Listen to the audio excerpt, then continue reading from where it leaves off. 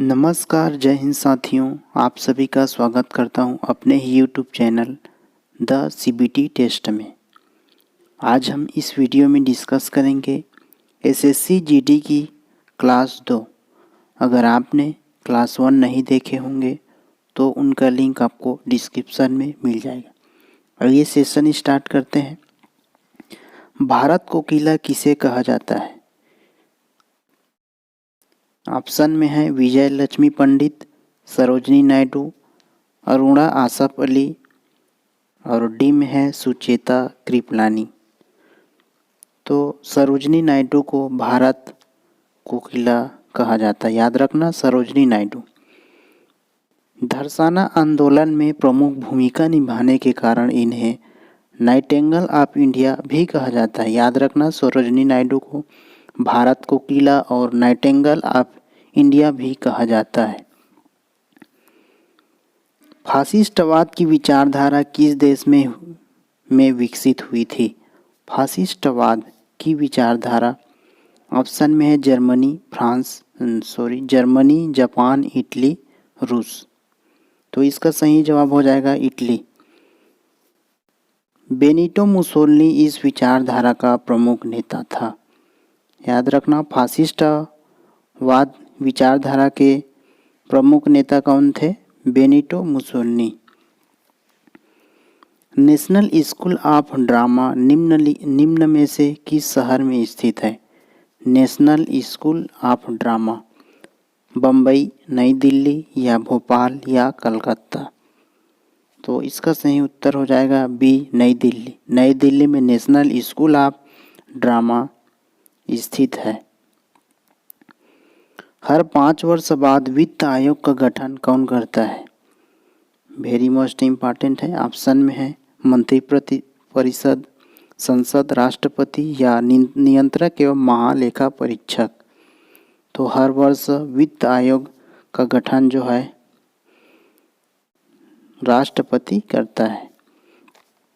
अनुच्छेद 280 के अंतर्गत वित्त आयोग के अध्यक्ष एवं सदस्यों की नियुक्ति 5 वर्ष हेतु की जाती है, याद रखना। अनुच्छेद 280 के अंतर्गत जो है वित्त आयोग और उनके सदस्यों की नियुक्ति जो है 5 वर्ष हेतु की जाती है। भारतीय नागरिकता किसके द्वारा की जाती है? भारतीय नागरिकता किसके द्वारा की जाती है? भारत के राष्ट्रपति द्वारा या प्रधानमंत्री द्वारा या गृह मंत्रालय द्वारा या विदेश मंत्रालय द्वारा। याद रखना भारत की नागरिकता जो है गृह मंत्रालय द्वारा दी जाती है, गृह मंत्रालय। भूकंप को यह भी कहा जाता है, क्या कहा जाता है भूकंप को? टीचर या कंपन, टेम्पर, इनमें से कोई नहीं। तो याद रखना भूकंप को कंपन या ट्रेमर भी कहते हैं, कंपन यानी ट्रेमर। ज्वारी वन को अन्यथा क्या कहते हैं? ज्वारी वन सदाबहार वन, मानसून वन या मैंग्रोव वन या शंकुवृक्षी वन। तो ज्वारी वन को मैंग्रोव वन भी कहा जाता है, मैंग्रोव वन, याद रखना। पश्चिम बंगाल में रानीगंज का संबंध है कोयला क्षेत्रों से या लौह अयस्क से, मैग्नीज से या कॉपर से। पश्चिम बंगाल में रानीगंज का संबंध जो है कोयला क्षेत्रों से है, याद रखना कोयला क्षेत्रों से। किन्स के अनुसार मुद्रा की मांग क्यों होती है? किन्स के अनुसार मुद्रा की मांग क्यों होती है? परिकल्पित प्रयोजन, लेन देन प्रयोजन या पूर्वापाय प्रयोजन। ऑप्शन डी, उपरोक्त सभी प्रयोजन। तो इसका सही जवाब हो जाएगा डी, उपरोक्त सभी प्रयोजन। परिकल्पित प्रयोजन, लेन देन प्रयोजन, पूर्वापाय प्रयोजन, इन सभी से मुद्रा की मांग होती है। निम्न में से कौन सी एक परमाणु वाली गैस है? एक परमाणु वाली गैस है ऑक्सीजन, नियान, नाइट्रोजन, फ्लूओरिन। सही जवाब हो जाएगा नियान। नियान जो है एक परमाणु वाली गैस है। किस ग्रह को सांध्य तारा के नाम से भी जाना जाता है? सांध्य तारा मंगल, बुध, शुक्र या बृहस्पति को? तो सही जवाब हो जाएगा सी, शुक्र को सांध्य तारा के नाम से भी जाना जाता है। और याद रखना, शुक्र को शाम का तारा या सुबह का तारा भी कहते हैं। शाम का तारा या सुबह का तारा शुक्र ग्रह को। भारत का सबसे सूखा भाग है पश्चिम राजस्थान, जम्मू और कश्मीर, गुजरात, मध्य प्रदेश। भारत का सबसे सूखा भाग कौन सा है? पश्चिम राजस्थान। पश्चिम राजस्थान का जैसलमेर सबसे सूखा है, जहां 10 सेंटीमीटर से भी कम वर्षा होती है। याद रखना, पश्चिम राजस्थान का जो जैसलमेर है सबसे सूखा है, वहाँ जो है 10 सेंटीमीटर से भी कम वर्षा होती है। चलिए आगे बढ़ते हैं। निम्नलिखित में से किसे वर्णभूमि कहा जाता है? वर्णभूमि बेल्जियम या नेपाल या भूटान या बोलीविया? तो इसका सही जवाब हो जाएगा बेल्जियम। बेल्जियम को वर्णभूमि कहा जाता है। बेल्जियम की राजधानी ब्रुसेल्स है। याद रखना, एग्जाम में पूछ भी लिए जाते हैं। कराधान का सामर्थ्य सिद्धांत किसने प्रतिपादित किया? कराधान का सामर्थ्य सिद्धांत Adam Smith, Edgeworth, John Robinson, J S. Mill? तो इसका सही जवाब हो जाएगा एडम स्मिथ ने कराधान का सामर्थ्य सिद्धांत प्रतिपादित किया। Adam Smith. सौर ऊर्जा किसके द्वारा उत्पन्न होती है? सौर ऊर्जा किसके द्वारा उत्पन्न होती है? ऑप्शन देख लेते हैं। ए संलयन प्रक्रिया, बी विखंडन प्रक्रिया, सी दहन प्रक्रिया, डी इनमें से कोई नहीं। सौर ऊर्जा जो है संलयन प्रक्रिया से उत्पन्न होता है। संलयन प्रक्रिया। पृथ्वी की संरचना में सबसे अधिक प्रतिशत किस तत्व का है? पृथ्वी की संरचना में सबसे अधिक प्रतिशत किस तत्व का है? ऑप्शन देख लेते हैं। Silicon, oxygen, magnesium, iron. तो इसका सही जवाब हो जाएगा ऑक्सीजन। ऑक्सीजन का प्रतिशत है 46.5 और सिलिकॉन का 27.72%। चलिए आगे बढ़ते हैं।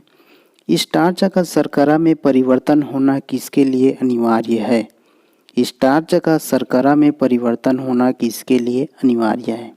ए रंध्री द्वार, बी रंध्री संवृत्त, सी रंध्री संगठन या डी रंध्री संवर्धन? सही जवाब हो जाएगा ए रंध्री संवर्धन। स्टार्च का शर्करा में परिवर्तन होना रंध्री द्वार अनिवार्य है। कंप्यूटर के प्रोसेसर की गति निम्न में से किसमें मापा जाता है? वेरी मोस्ट इम्पॉर्टेंट है।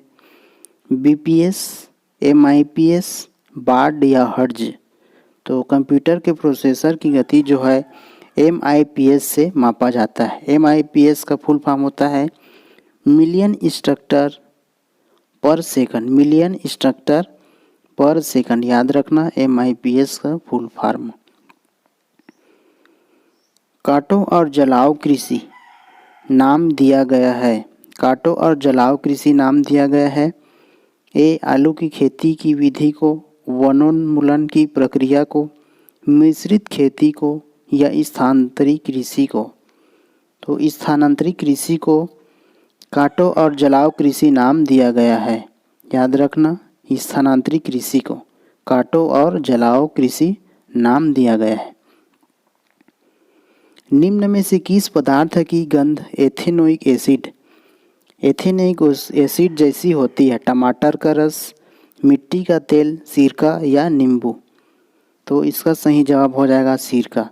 सिरका का गंध जो है एथेनोइक एसिड जैसी होती है। एसिटिक एसिड को ही एथेनोइक एसिड के रूप में भी जाना जाता है। याद रखना एसिटिक एसिड को ही एथेनोइक एसिड के नाम से भी जाना जाता है। चलिए आगे बढ़ते हैं। सी भाषा है निम्न स्तरीय भाषा या उच्च स्तरीय भाषा या मशीन स्तर की भाषा, संयोजन स्तर की भाषा। तो सी भाषा जो है उच्च स्तरीय भाषा है, उच्च स्तरीय भाषा है। इस भाषा का आविष्कार 1972 ईस्वी AT&T बेल्स प्रयोगशाला में डेनिस रिची ने किया था। और सी भाषा को पोर्टेबल भाषा भी कहा जाता है, याद रखना, सी भाषा को पोर्टेबल भाषा भी कहते हैं। चलिए आगे बढ़ते हैं।